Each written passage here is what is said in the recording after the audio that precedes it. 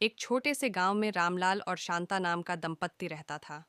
उनकी दो प्यारी बेटियां थीं, बड़ी सुमन और छोटी कविता। सुमन बचपन से ही थोड़ी भारी भरकम थी, गोल मटोल गाल, भरे हुए हाथ पांव और मासूम सा चेहरा, जबकि कविता बहुत पतली दुबली और नाजुक सी थी। गांव के लोग जब दोनों बहनों को साथ देखते तो अक्सर कहते, देखो तो, एक बहन कितनी पतली सुंदर है और दूसरी बिल्कुल मोटी। भगवान भी कैसे कैसे जोड़ियां बनाता है। बचपन में सुमन को यह बातें समझ में नहीं आती थीं, लेकिन धीरे धीरे जैसे जैसे वह बड़ी हुई, लोगों की हंसी ताने और बातें उसके दिल पर चोट करने लगीं। गांव में जब भी कोई त्योहार होता, लोग कविता की तारीफ करते, कहते, वाह, क्या सुंदर लड़की है, इसका चेहरा तो चाँद जैसा चमक रहा है। लेकिन सुमन की ओर देखकर मुस्कुराते हुए कहते, इसका क्या होगा, इतनी मोटी है, शादी भी मुश्किल से होगी। शुरुआत में सुमन चुप रहती, लेकिन रात को अकेले में रोती। उसे लगता कि जैसे उसका मोटापा उसकी सबसे बड़ी गलती है। हालांकि दोनों बहनें एक दूसरे से बहुत प्यार करती थीं। कविता अक्सर सुमन का हाथ पकड़कर कहती, दीदी, लोगों की बातें मत सुना करो, मुझे आप सबसे अच्छी लगती हो। लेकिन कभी कभी मजाक में वह भी कह देती, दीदी, आप अगर थोड़ी पतली हो जाती तो और भी सुंदर लगती। ये शब्द सुमन के दिल में तीर की तरह चुभते। सोचती, क्या सचमुच मैं दुनिया के लिए बोझ हूँ? सुमन ने ठान लिया कि अगर लोग उसके शरीर को देखकर उसे कम समझते हैं, तो वह अपनी मेहनत और काबिलियत से उन्हें जवाब देगी। वह पढ़ाई में बहुत अच्छी थी। गांव के स्कूल में हर परीक्षा में अच्छे अंक लाती। जहाँ कविता खेलकूद और सजने संवरने में समय बिताती, वहीं सुमन किताबों के बीच ही खुश रहती। लोग हंसते, मोटी लड़की पढ़ लिख कर क्या करेगी, अंत में तो उसे शादी ही करनी होगी। लेकिन सुमन मन ही मन सोचती, एक दिन यही लोग मेरी तारीफ करेंगे। कुछ सालों बाद दोनों बहनें जवान हो गईं। कविता पतली दुबली और गोरी होने के कारण सबकी पसंद बन गई।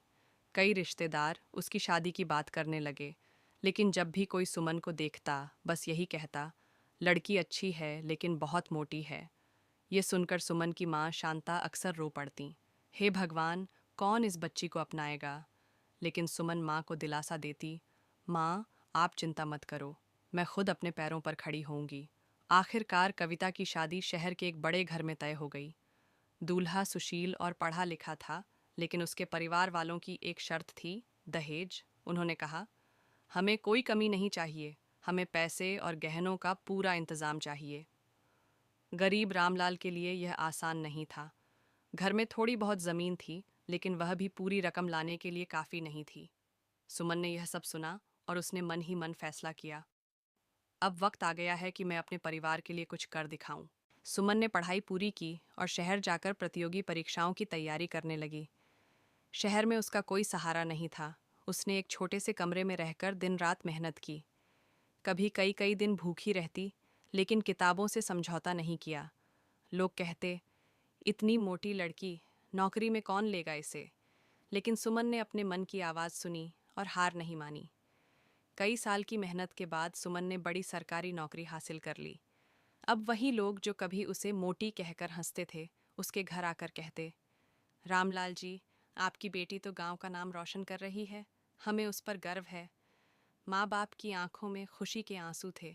सुमन ने अपनी पहली तनख्वाह से सबसे पहले कविता की शादी का सारा खर्च उठाया। दहेज की रकम भी उसने ही दी। शादी के बाद कविता का जीवन आसान नहीं था। ससुराल वाले बार बार दहेज की बातें करते। उसका पति तो अच्छा था, लेकिन घर के बाकी लोग हमेशा ताने देते। धीरे धीरे कविता को समझ आने लगा कि केवल सुंदरता ही जीवन को आसान नहीं बनाती। असली ताकत आत्मनिर्भर होने में है।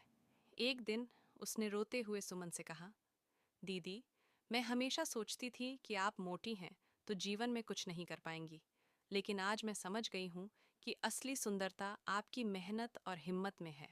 काश मैंने भी आपकी तरह पढ़ाई पर ध्यान दिया होता। सुमन ने उसका हाथ पकड़कर कहा, बहन, देर कभी नहीं होती। अगर चाहो तो अभी भी पढ़ाई कर सकती हो, अपने लिए कुछ कर सकती हो।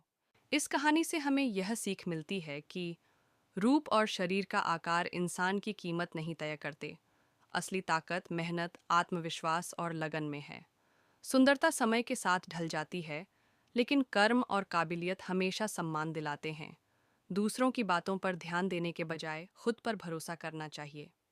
मोटी और पतली बहनों की यह कहानी हमें यही सिखाती है कि समाज चाहे कुछ भी कहे, लेकिन असली पहचान इंसान के कर्मों से होती है, उसके शरीर या रंग रूप से नहीं। अगर आपके अंदर हिम्मत है, तो आप किसी भी कठिनाई को जीत सकते हैं।